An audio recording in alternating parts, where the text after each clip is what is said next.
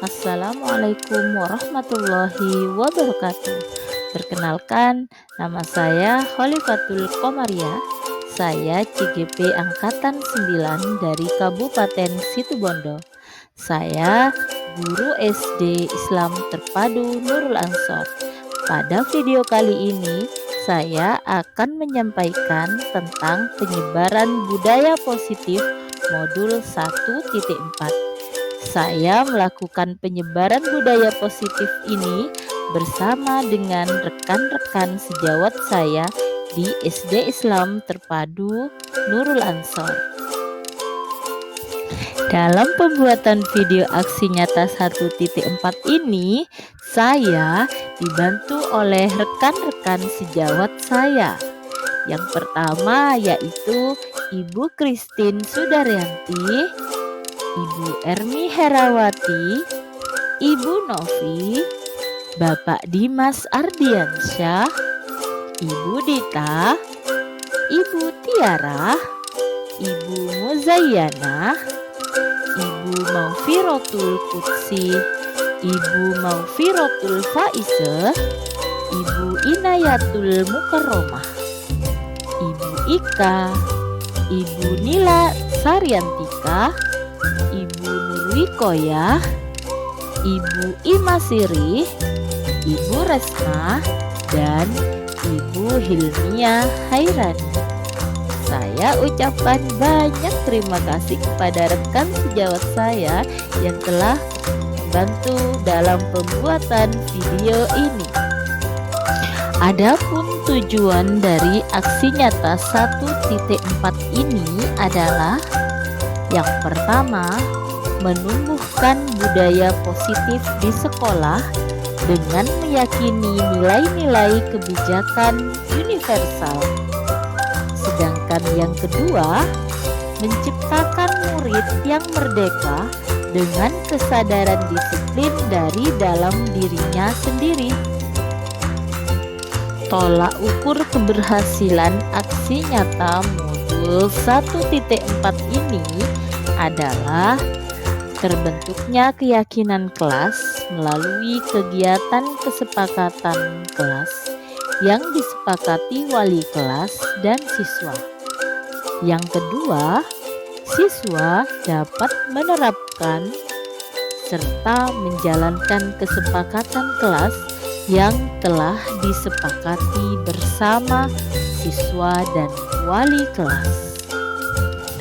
Adapun langkah-langkah tindakan yang saya lakukan, yang pertama, saya menghadap kepala sekolah untuk menjelaskan pentingnya penanaman budaya positif dan keyakinan kelas di sekolah, serta saya meminta izin untuk mendiseminasikan bersama rekan guru.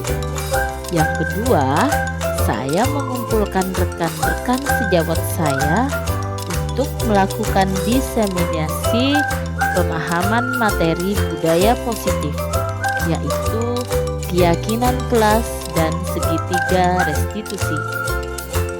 Yang ketiga, saya berkolaborasi dan berkoordinasi dengan wali kelas lain untuk membuat keyakinan kelas di kelas masing-masing.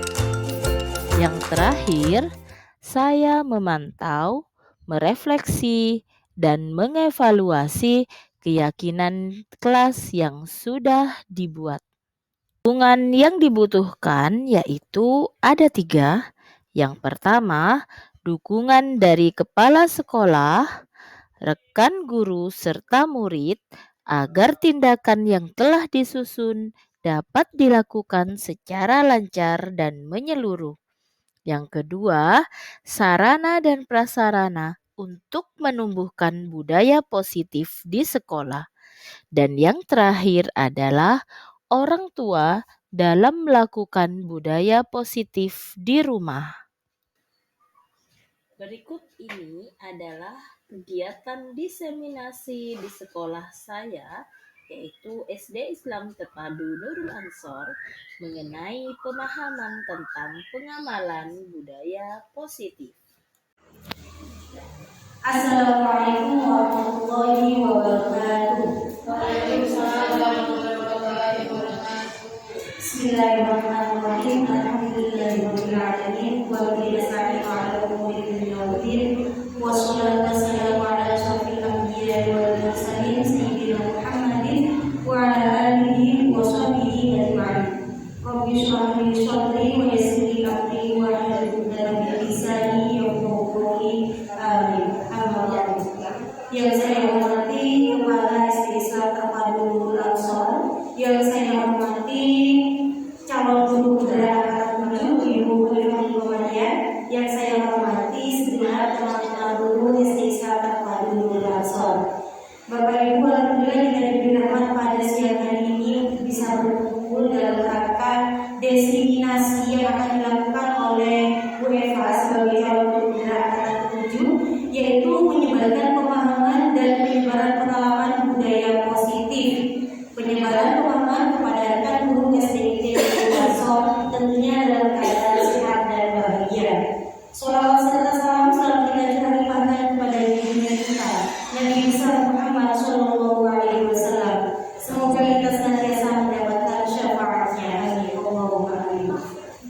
Baik Bapak Ibu, untuk mempersingkat waktu akan saya serahkan sepenuhnya kepada Bu Eva selaku calon penggerak angkatan 7 untuk mendesiminasikan budaya positif sebagai salah satu materi yang didapatkan pada modul pendidikan guru penggerak. Kepada Bu Eva kami persilakan. Terima kasih. Assalamualaikum warahmatullahi wabarakatuh. Waalaikumsalam warahmatullahi wabarakatuh. Tetap semangat teman-teman. Karena hari ini sudah sangat siang sekali, langsung saja saya akan menyampaikan yaitu penyebaran pemahaman kepada rekan-rekan sejawat saya di SD Islam Terpadu Nurul Ansor. Sebelumnya nanti kalau saya bilang Nurul Ansor seperti biasa jawabannya Angkatan Karimah mandiri berprestasi. saya coba dulu ya. Nurul Ansor Angkatan Karimah mandiri berprestasi. Bismillahirrahmanirrahim. Allahu Akbar. Terima kasih, tetap semangat walau dijajah lawan. Nah, teman-teman, saya ini akan menyampaikan sekarang budaya positif yang saya dapatkan di pendidikan guru penggerak, yaitu di modul 1. Saya dari modul 1 sekarang. Nah, konsep inti budaya positif apa saja itu yang ada di konsep budaya positif? Yang pertama yaitu perubahan paradigma belajar. Yang kedua, disiplin positif. Yang ketiga, keyakinan kelas. Kemudian, kebutuhan dasar manusia. Yang kelima, yaitu posisi kontrol. Di mana posisi kontrol itu ada 5 nantinya. Dan yang terakhir yaitu segitiga restitusi. Untuk yang pertama, yaitu perubahan paradigma belajar. Pembelajaran yang dulu kita lakukan itu biasanya pembelajaran yang hanya satu arah, yaitu pembelajaran yang berpusat pada guru biasanya. Namun sekarang setelah saya belajar di modul 1 itu ada pembelajaran yang berpusat pada siswa, pembelajaran dengan paradigma baru. Nah, kemudian di sini pembelajarannya biasanya disetting, berdasarkan dirancang, berdasarkan pembelajaran yang namanya pembelajaran berdiferensiasi atau pembelajaran berdiferensiasi. Kemudian di sini tujuan pembelajaran berdiferensiasi yaitu membentuk siswa berkarakter, bukan hanya bisa. Yang selama ini kita itu biasanya pembelajaran yang anak-anak hanya bisa saja, bukan karakter yang mendalam. Tapi pembelajaran berdiferensiasi ini diharapkan anak itu bisa berkarakter baik dari innernya, dari intrinsipnya. Nah, tujuannya apa? Biar anak-anak itu sesuai dengan paradigma yang sekarang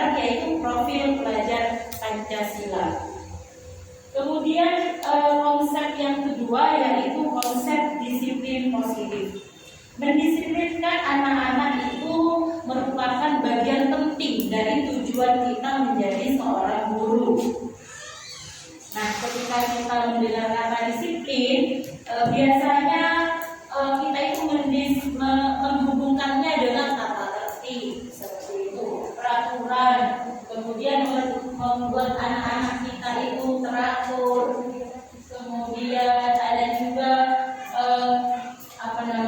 hukuman-hukuman. Nah, di dalam pembelajaran yang berdiferensiasi ini tidak ada lagi yang namanya hukuman. Nah, kemudian ada 3 macam.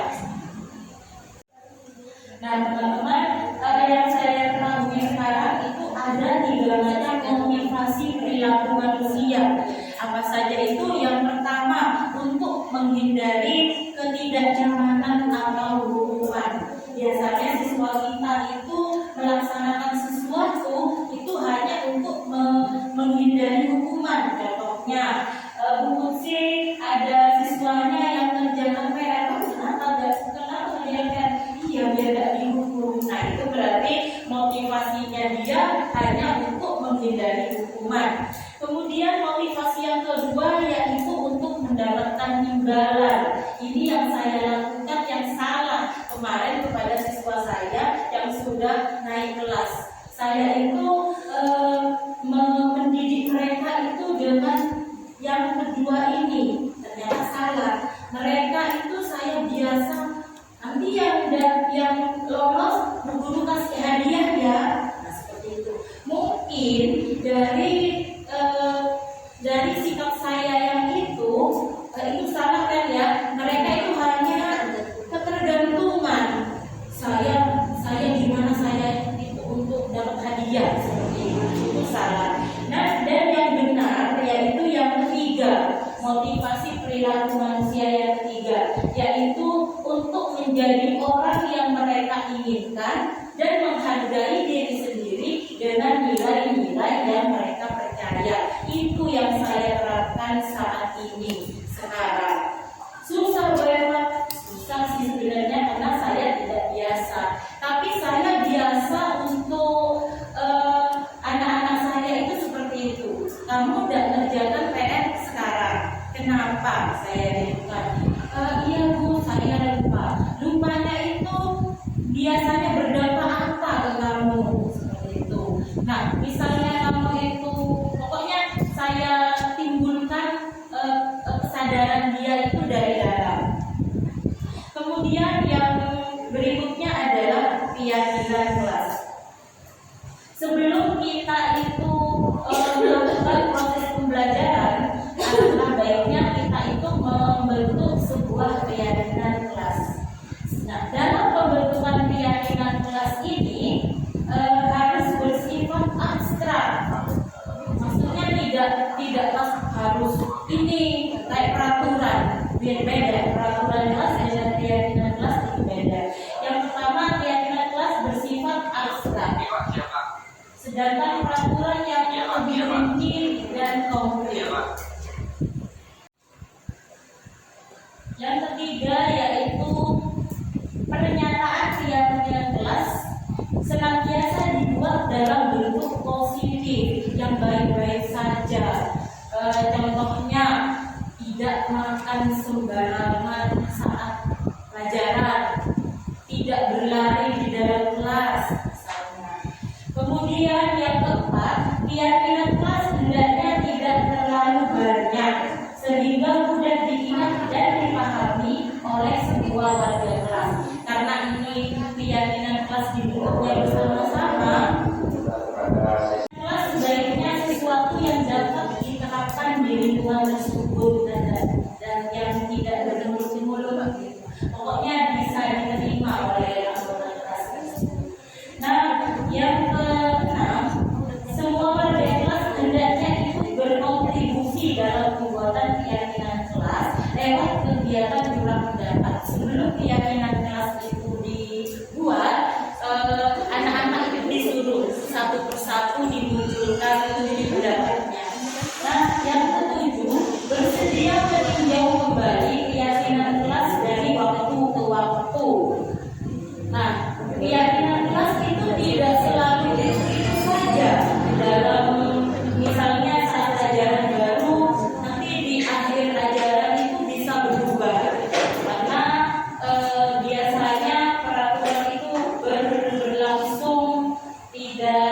tidak tepat. Kemudian pertama-tama kita perlu diciptakan dan disepakati adalah keyakinan atau prinsip-prinsip dasar warga kelas. Kemudian yang berikutnya adalah kebutuhan dasar manusia. Ini yang saya sangat banyak mendapat manfaat dari pembelajaran ini. Yang pertama yaitu saya bukan hanya di sekolah, saya mendapatkan manfaat dari pembelajaran 5 kebutuhan dasar ini. Saya terapkan juga di rumah untuk anak-anak saya, dan alhamdulillah sangat besar sekali manfaatnya. Nanti Bapak Ibu sekalian yang akan melakukan pendidikan generasi anak-anak berikutnya akan tahu seberapa manfaat dari pembelajaran kebutuhan dasar manusia ini. Yang pertama, kebutuhan untuk bertahan hidup.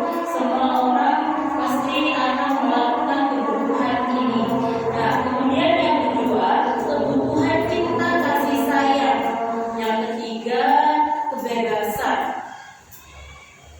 Dan yang keempat adalah kesenangan, kebutuhan akan rasa senang. Dan yang terakhir adalah penguasaan kebutuhan pengakuan atas kemampuannya. Nah, dari 5 kebutuhan ini, misalnya masih ada anak kita yang tidak sesuai dan perilakunya tidak berperilaku positif, maka saya yakin ada kebutuhan yang tidak terpenuhi dari kebutuhan 5 dasar ini.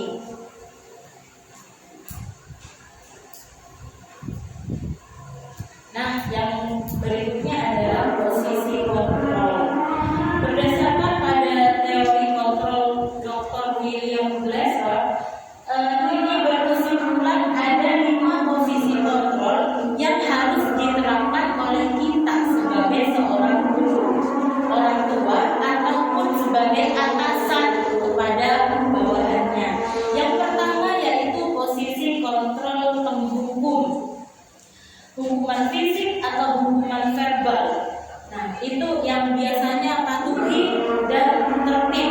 Itu ya posisi kontrol yang pertama. Yang kedua yaitu posisi kontrol sebagai pembuat orang merasa bersalah. Biasanya guru ini menyampaikan dengan suara yang lembut. Seperti saya dulu biasanya itu menggunakan posisi kontrol merasa bersalah. Biasanya seperti ini. Kamu itu udah kasihan ya guru, seperti itu. Itu ternyata tidak boleh ya. Membuat orang merasa bersalah. Mungkin saat anak-anak itu baru-baru itu kamu udah kasihan ya guru. Itu berubah. Tapi biasanya lama-lama itu anak-anak kembali lagi, malah lebih biasanya. Nah, kemudian posisi kontrol yang ketiga itu sebagai seorang teman. Ini yang dulu saya terapkan ke anak-anak saya. Mungkin mereka itu bangga bisa nurut sama saya saja, tidak nurut sama orang lain. Itu kesalahan saya. Saya memposisikan saya sebagai seorang teman. Tapi jika mereka itu tidak ada saya, mungkin tidak akan sama perlakuan mereka seperti yang mereka lakukan ke saya. Itu posisi yang ketiga. Sedangkan posisi kontrol yang keempat sebagai pemantau atau monitoring. Apa yang mereka lakukan? Mereka hanya biasa mungkin saat di pelajaran dalam lingkup kelas mereka itu bisa tatu, tapi kalau di luar kelas biasa saja. Nah, yang posisi kelima ini yang sangat baik menurut saya, yaitu sebagai manajer atau guru sebagai manajer bukan. Kita itu mempersiapkan murid kita itu mempertanggungjawabkan apa yang sudah mereka kerjakan, perilakunya itu dan solusinya. Misalnya, kalau kita itu sebagai manajer, ada anak yang berbuat salah, misalnya kita itu tidak yang bisa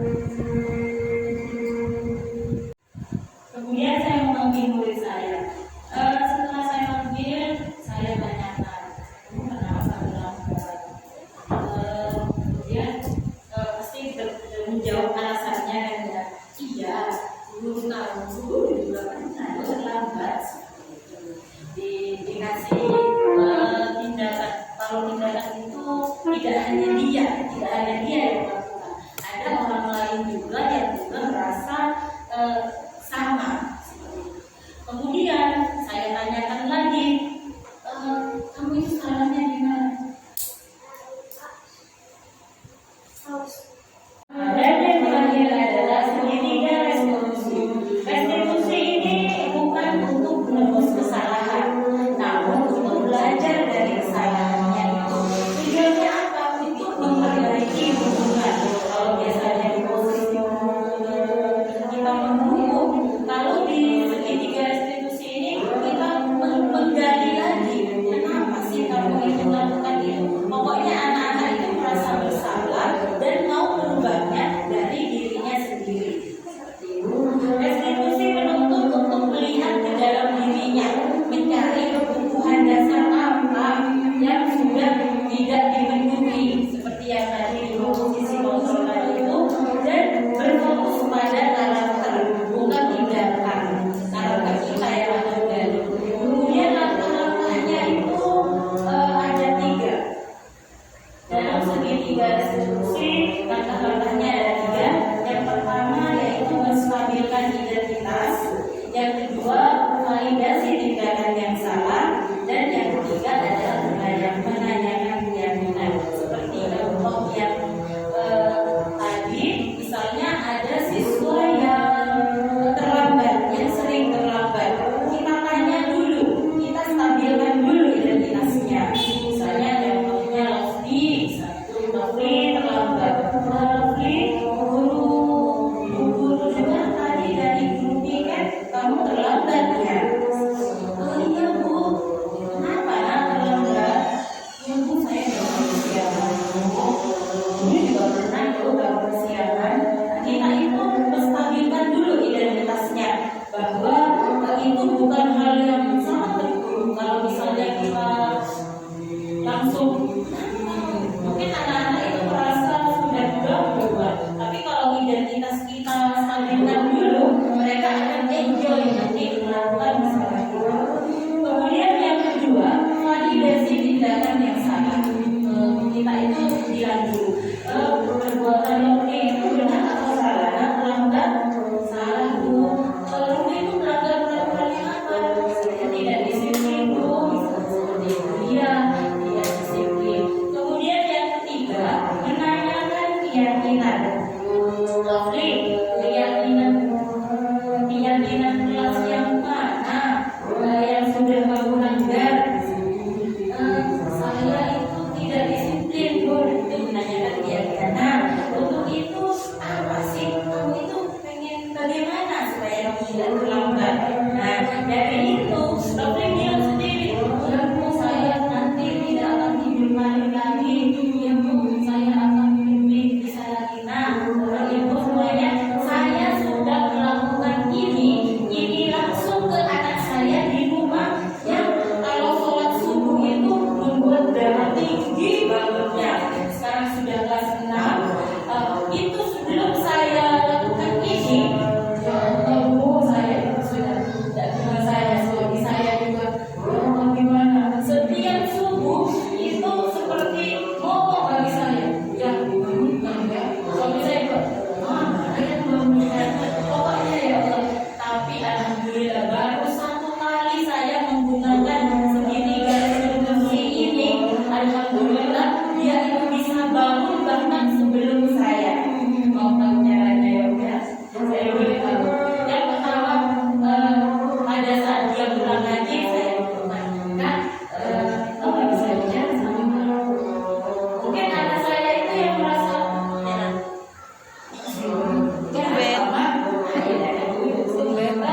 Jujur, semenjak saya dulu kelas, saya itu lebih dekat dengan anak saya. Kalau anak yang kedua mungkin awal-awal dia adik,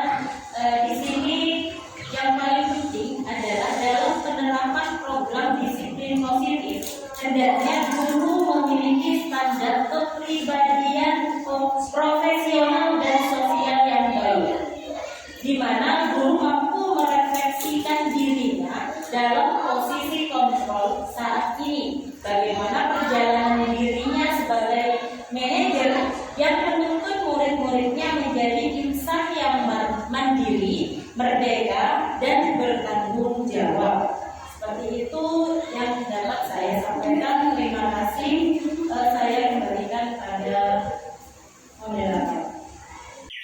Berikut adalah contoh penerapan segitiga restitusi yang sudah saya lakukan di kelas saya bersama dengan salah satu anak saya yang bernama Arika. Assalamualaikum Arika. Apa kabar nak? Baik. Tadi Bu Guru mendengar kabar dari Bu Erma kalau Arika itu sedang bertengkar sama Anggun. Apa yang dipermasalahkan? Karena Anggun itu mencontoh Arika. Ya. Tindakan Anggun tidak benar. Anggun sudah mencontek pekerjaan Arika. Itu tidak boleh dilakukan. Nah, sekarang tadi Arika melakukan apa ke Anggun? Sudah marah-marah. Sudah marah-marah. Sampai Bu Guru dengar Arika itu sampai mendobrak meja. Ya. Itu sesuai tidak dengan peraturan kelas kita? Tidak. Tidak. Kenapa kok tidak? Karena di kelas itu dipelajari untuk menghormati. Iya, kita harus saling menghormati. Nah, karena Arika sudah tahu apa yang sudah harus dilakukan di kelas, saling menghormati teman ya. Nah, apa yang akan Arika lakukan setelah ini? Nanti Arika akan berusaha lebih menghormati teman. Iya, lebih menghormati teman lagi. Misalnya ada temen yang contek lagi gimana? Arika itu ngomong secara halus. Iya, harus ngomong secara halus dan juga bilang sama Bu Guru ya nak ya. Ya sudah, terima kasih Arika. Arika bisa kembali lagi ke kelas. Jangan lupa bahagia ya. Ya. Perasaan Arika setelah melakukan diskusi bersama Ibu Guru dan Ibu Guru melakukan segitiga restitusi. Assalamualaikum warahmatullahi wabarakatuh. Perkenalkan, nama saya Arika. Saya senang sekali diajak berdiskusi oleh Bu Guru untuk mengendalikan diri dari amarah saya. Nah, baiklah, terima kasih masih menyaksikan video saya. Saya akan melanjutkan presentasi video saya di berikutnya. Nah, itu yang saya sampaikan dari materi yang tadi yang tadi sudah saya jelaskan. Di sini yang paling penting adalah dalam penerapan program disiplin positif, hendaknya guru memiliki standar kepribadian profesional dan sosial yang baik, di mana guru mampu merefleksikan dirinya dalam posisi kontrol saat ini. Bagaimana perjalanan dirinya sebagai manajer yang menuntun murid-muridnya menjadi insan yang mandiri, merdeka, dan bertanggung jawab. Seperti itu yang dapat saya sampaikan. Terima kasih. Saya kembalikan pada moderator.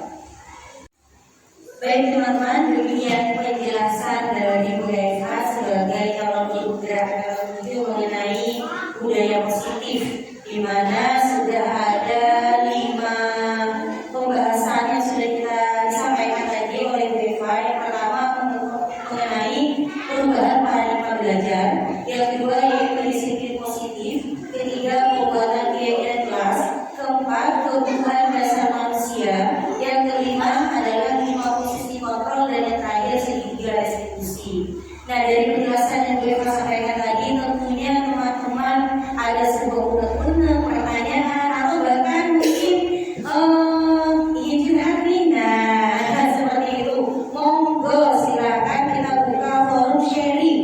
Ya, forum sharing kita berbagi. Barangkali Bu Eva bisa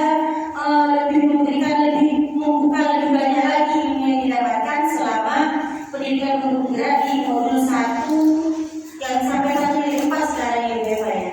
Ya, silakan teman-teman, barangkali ingin mengajukan pertanyaan atau umpan balik, mengomentari, monggo dipersilakan.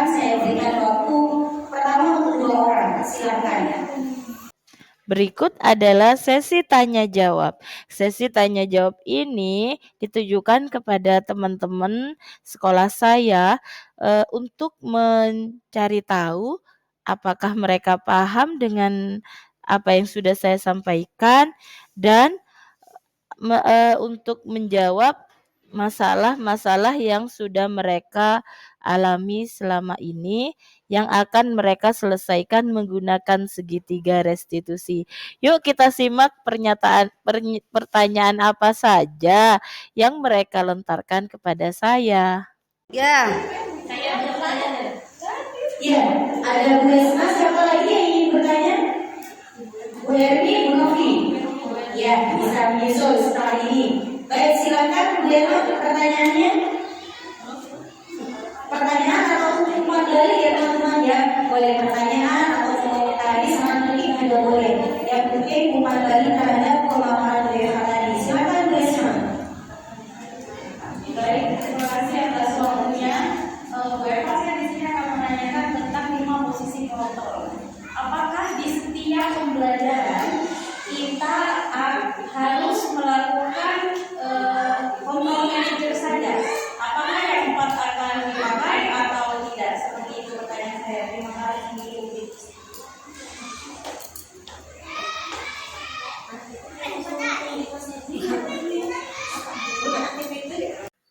Pertanyaan pertama yaitu pertanyaan dari rekan sejawat saya, Ibu Resma. Ibu Resma menanyakan tentang posisi kontrol. Apakah dalam pembelajaran kita hanya menggunakan satu posisi kontrol saja, yaitu posisi kontrol sebagai manajer, ataukah kita bisa menggunakan kelima posisi kontrol tersebut? Menurut jawaban saya, kita bisa saja menggunakan kelima posisi kontrol tersebut asal dalam porsi yang tetap membuat anak merdeka. Misalnya, kita bisa menggunakan posisi kontrol penghukum, tapi bukan yang namanya hukuman fisik.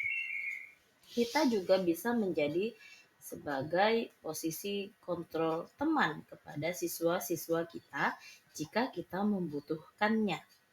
Namun, posisi kontrol yang paling baik tetaplah posisi kontrol sebagai seorang manajer di mana kita dapat menumbuhkan nilai intrinsik siswa kita dan mereka bisa berdisiplin positif tanpa harus merasa terikat, atau kita juga bisa membuat mereka berdisiplin positif tanpa harus menyalahkan diri mereka. Begitu menurut pendapat saya. Pertanyaan kedua dari rekan sejawat saya adalah pertanyaan dari Ibu Armi. Ibu Armi tidak menanyakan tentang kendalanya yang ada di kelas, melainkan Bu Armi menanyakan bagaimana cara membuat keyakinan kepada putrinya yang susah dibangunkan pagi hari. Saya ketahui bahwa putri Bu Ermi ini adalah seorang anak perempuan yang berumur 5 tahun. Menurut pendapat kita bisa melakukan segitiga restitusi kepada putri Bu Ermi. Yang pertama yaitu menstabilkan identitas. Yang kedua, validasi tindakan yang salah. Dan yang ketiga yaitu menanyakan keyakinan. Bisa saja kita melakukan menstabilkan identitas kepada Ibu Ermi. Saya bilang, Bu Ermi harus mengajak berbicara dari hati ke hati kepada putrinya. Bisa menanyakan, kenapa kakak kok tidurnya itu susah sekali dibangunkan? Kemudian si putrinya Bu Ermi nanti ditanya lagi, enak tidak kalau misalnya kakak itu bangun pagi nanti akan begini, kalau misalnya bangun siang begini. Kemudian kita harus melakukan validasi tindakan yang salah. Kalau kakak bangun siang, nanti sekolahnya akan terlambat. Semuanya akan berantakan. Kemudian Bu Ermi menanyakan keyakinan. Sebelumnya Bu Ermi harus menyampaikan bahwa tindakan bangun siang itu tidak benar. Tips lainnya adalah yang pertama harus memberitahu kepada si putri Bu Ermi bahwa kita harus menerapkan jadwal tidurnya agar berkualitas. Kemudian bangunkan juga putrinya dengan cara yang menyenangkan. Kemudian beri rasa tanggung jawab kepada putrinya. Dan ajari putrinya itu tentang konsekuensi. Misalnya kamu tidak bangun siang itu nanti akan seperti apa.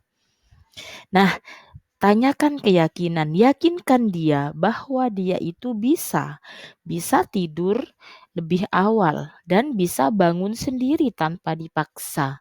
Seperti itu. Semoga jawaban saya bisa membuat Putri Bu Ermi menjadi lebih baik dan mudah untuk dibangunkan. Terima kasih atas pertanyaannya Bu Resma, yaitu 5 posisi kontrol apakah dipakai semua. Nah, kalau dari dulu-dulunya kita itu sebagai guru, biasanya kita itu bertindak sebagai 1 sampai 4. Jarang sekali yang kelima. Biasanya untuk membuat orang merasa bersalah, kemudian sebagai teman dan sebagai monitor. Tapi dari pengalaman saya sebagai seorang guru dari tahun 2004, baru sekarang saya itu merasa plong gitu jadi guru. Kalau dulu saya memang berhasil menertibkan murid saya itu biasanya saya pakai posisi kontrol yang pendukung dan sebagai seorang teman. Memang mereka itu biasanya patuh, tapi ada rasa bersalah dari saya itu. Biasanya saya nyampe rumah, tadi apa yang terjadi itu gimana ya di rumah setelah saya hukum seperti itu. Saya tidak lega setelah saya melakukan pembelajaran. Tapi ketika saya melakukan posisi kontrol yang kelima, yaitu sebagai manajer, saya itu menjadi senang gitu. Anak-anak juga kayaknya dari ingatnya peduli dari dalam dirinya sendiri. Saya juga merasa senang. Saya juga gimana ya, merasa lega gitu, bahagia, sama-sama bahagia seperti itu. Gimana Bu Resma? Ya, terima kasih. Pertanyaan berikutnya. Assalamualaikum warahmatullahi wabarakatuh. Assalamualaikum warahmatullahi wabarakatuh. Di sini saya akan menanyakan tentang disiplin positif cara mendidik anak di pagi hari ya Bu ya. Karena kebanyakan keseringan saya membangunkan anak itu dengan cara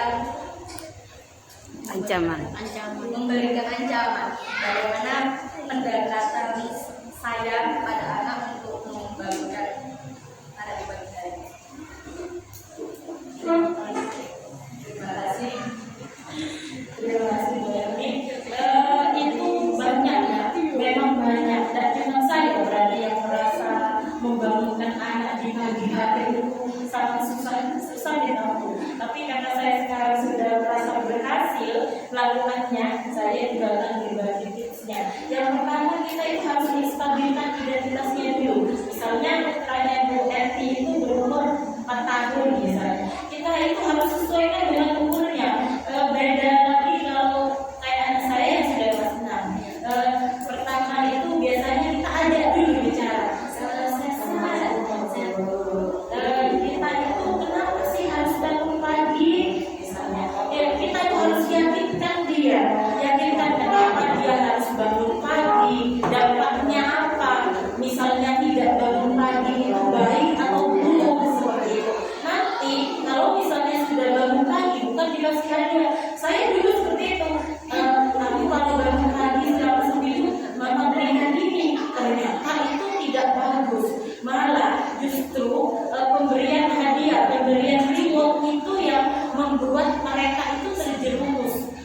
pemberian hadiah yang tidak baik.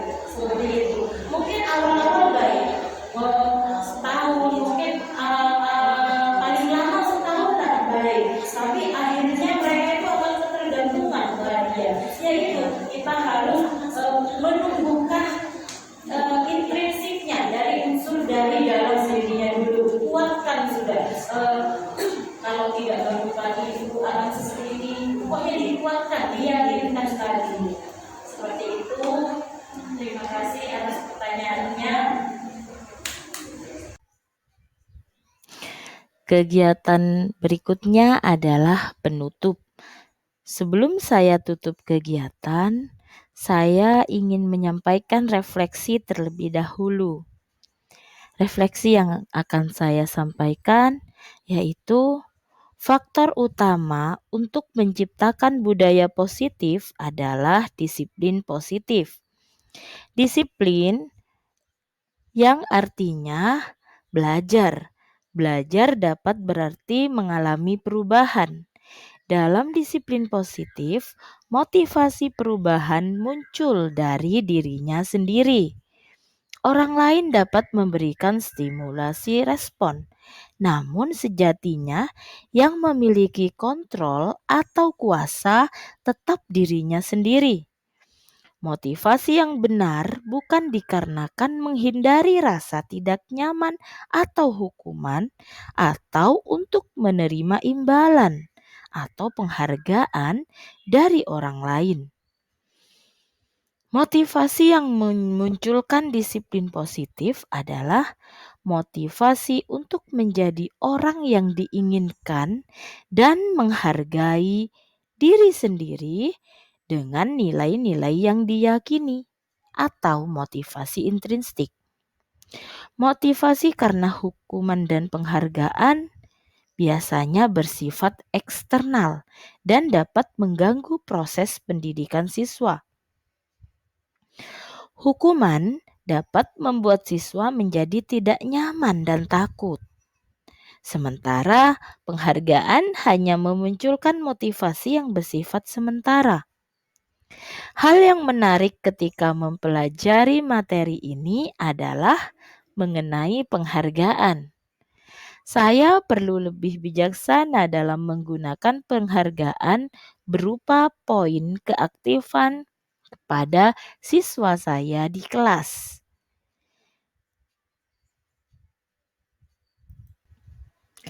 Ada 5 posisi kontrol guru yang dipelajari, yaitu pemberi hukuman, pembuat rasa bersalah, teman, pemantau, dan manajer. Untuk menerapkan disiplin positif, guru perlu menerapkan peran manajer. Peran manajer mengingatkan siswa pada keyakinan kelas yang telah disepakati bersama. Proses pembentukan keyakinan kelas dilakukan oleh siswa, dibimbing oleh guru. Keyakinan kelas dapat ditempelkan di ruang kelas sebagai pengingat bersama. Saat saya merefleksikan diri saya sendiri, sejauh ini saya masih cenderung pada level teman atau pemantau. Saya perlu berlatih dan berusaha untuk belajar menerapkan peran manajer. Masalah yang terjadi pada siswa dapat disebabkan karena tidak terpenuhinya kebutuhan dasarnya. Kebutuhan dasar manusia yaitu yang pertama, kebutuhan untuk bertahan hidup. Yang kedua, kebutuhan kasih sayang dan rasa diterima. Yang ketiga, kebebasan. Yang keempat, kesenangan. Dan yang terakhir adalah penguasaan. Dengan memahami kebutuhan dasar yang dibutuhkan siswa ketika masalah terjadi, penanganan terhadap suatu kasus akan menjadi lebih maksimal dan bermakna. Dalam penanganan siswa, guru sebaiknya menghindari hukuman atau konsekuensi. Guru dapat mengambil langkah restitusi. Apa itu restitusi? Restitusi adalah proses menciptakan kondisi bagi siswa untuk memperbaiki kesalahan mereka, sehingga mereka bisa kembali kepada kelompok mereka dengan karakter yang lebih kuat, menurut Gosen. Restitusi itu bukan untuk menebus kesalahan, namun restitusi untuk belajar dari kesalahan. Restitusi memperbaiki hubungan. Restitusi adalah tawaran, bukan paksaan. Restitusi menuntun untuk melihat ke dalam diri. Restitusi mencari kebutuhan dasar yang mendasari tindakan. Restitusi diri adalah cara yang paling baik.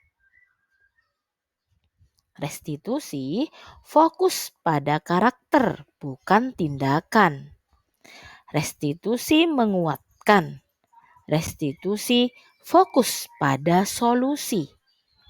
Restitusi mengembalikan murid yang berbuat salah kepada kelompoknya. Restitusi diterapkan melalui 3 langkah segitiga, yaitu yang pertama, menstabilkan tindakan. Yang kedua, validasi tindakan yang salah. Dan yang terakhir, yaitu menanyakan keyakinan. Nah, itu yang dapat saya sampaikan dari materi yang tadi yang tadi sudah saya jelaskan. Di sini yang paling penting adalah dalam penerapan program disiplin positif, hendaknya guru memiliki standar kepribadian profesional dan sosial yang baik, di mana guru mampu merefleksikan dirinya dalam posisi kontrol saat ini, bagaimana perjalanan dirinya sebagai manajer yang menuntun murid-muridnya menjadi insan yang mandiri, merdeka, dan bertanggung jawab. Seperti itu yang dapat saya sampaikan. Terima kasih. Saya kembalikan pada moderator. Terima kasih atas pertanyaannya Bu Resma, yaitu 5 posisi kontrol apakah dipakai semua. Nah, kalau dari dulu-dulunya kita itu sebagai guru, biasanya kita itu bertindak sebagai 1 sampai 4. Jarang sekali yang kelima. Biasanya untuk membuat orang merasa bersalah, kemudian sebagai teman dan sebagai monitor. Tapi dari pengalaman saya sebagai seorang guru dari tahun 2004, baru sekarang saya itu merasa plong gitu jadi guru. Kalau dulu saya memang berhasil menertibkan murid saya itu biasanya saya pakai posisi kontrol yang penghukum dan sebagai seorang teman. Memang mereka itu biasanya patuh, tapi ada rasa bersalah dari saya itu. Biasanya saya nyampe rumah, tadi apa ya terjadi di mana ya di rumah setelah saya hukum seperti itu. Saya tidak lega setelah saya melakukan pembelajaran. Tapi ketika saya melakukan posisi kontrol yang kelima, yaitu sebagai manajer, saya itu menjadi senang gitu. Anak-anak juga kayaknya dari innernya peduli dari dalam dirinya sendiri. Saya juga merasa senang. Saya juga gimana ya, merasa lega gitu, bahagia, sama-sama bahagia seperti itu. Gimana Bu Resma? Ya, terima kasih. Pertanyaan berikutnya.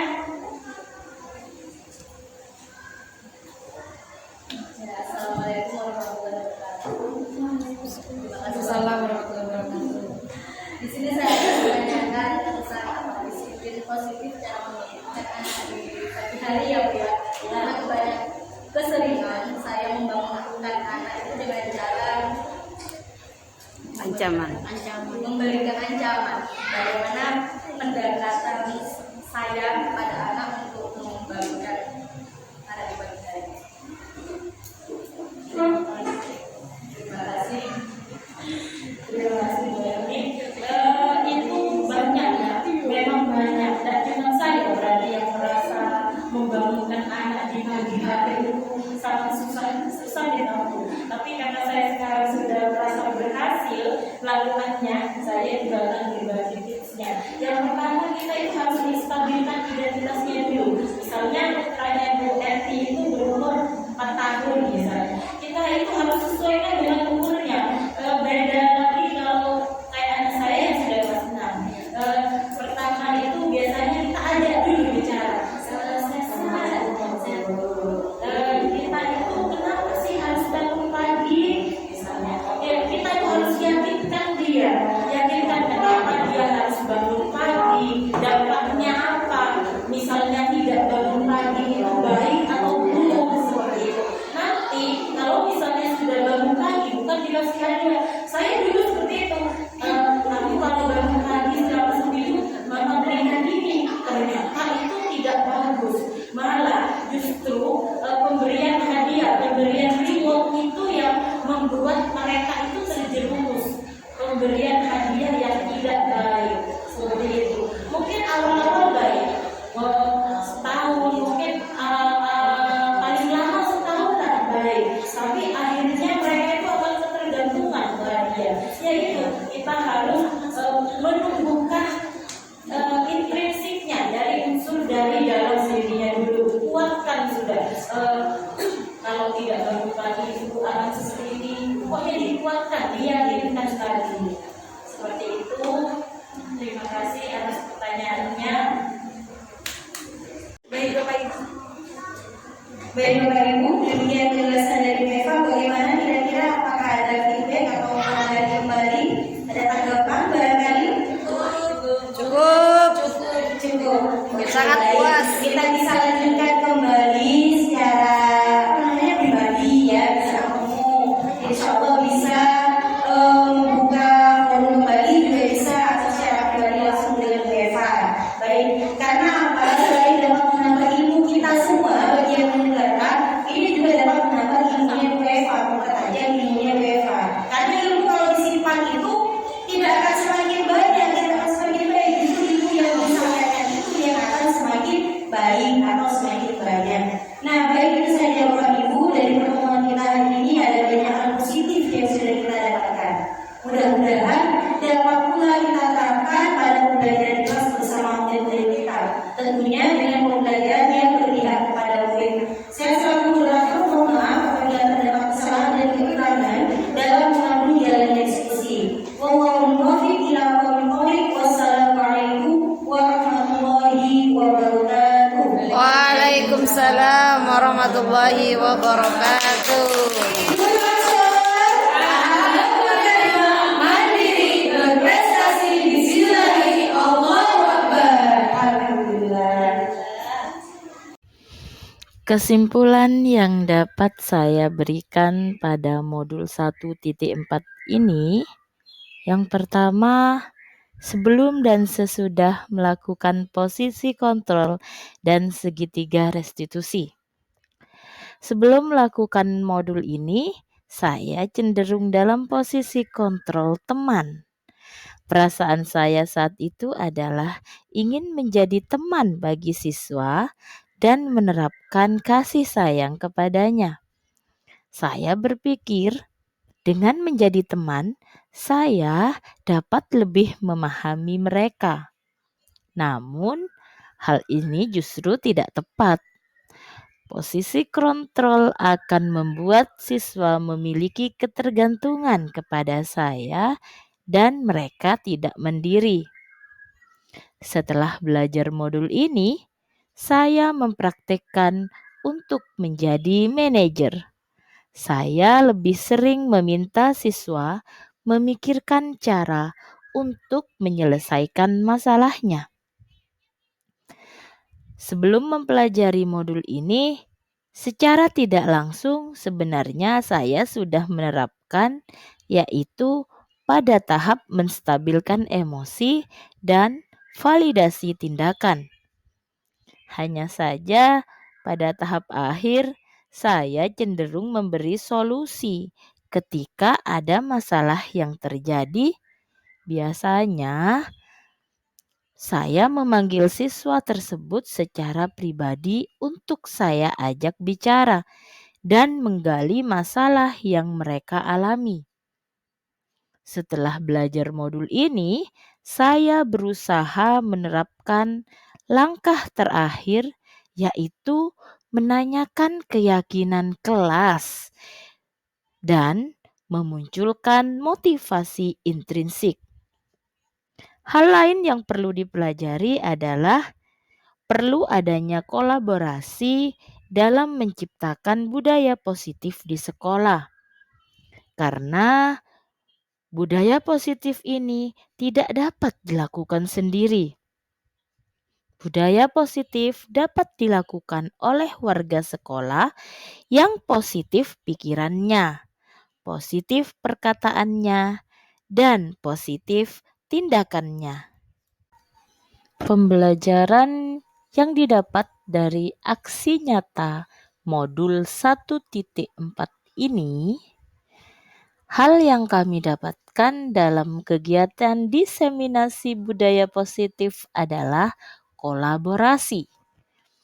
Kami CGP Angkatan 9 dari SD Islam Terpadu Nurul Ansor dan rekan sejawat kami yang berjumlah 15 orang ini akan terus bekerja sama dan berkolaborasi untuk dapat terlaksananya kegiatan diseminasi ini.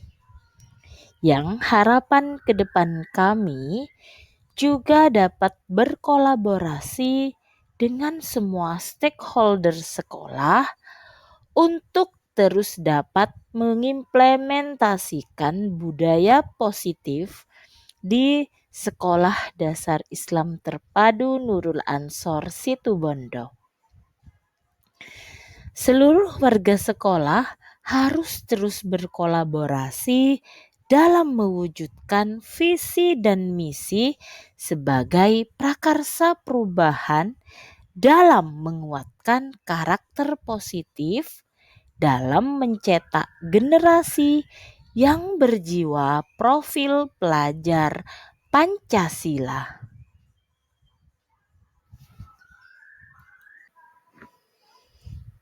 Kegiatan diseminasi atau penyebaran pemahaman ini dilakukan kepada rekan guru pada tanggal 25 Oktober 2023 bertempat di ruang kelas 1B SD Islam Terpadu Nurul Ansor, Kecamatan Panji, Kabupaten Situbondo. Terdapat 15 orang guru yang mengikuti kegiatan ini.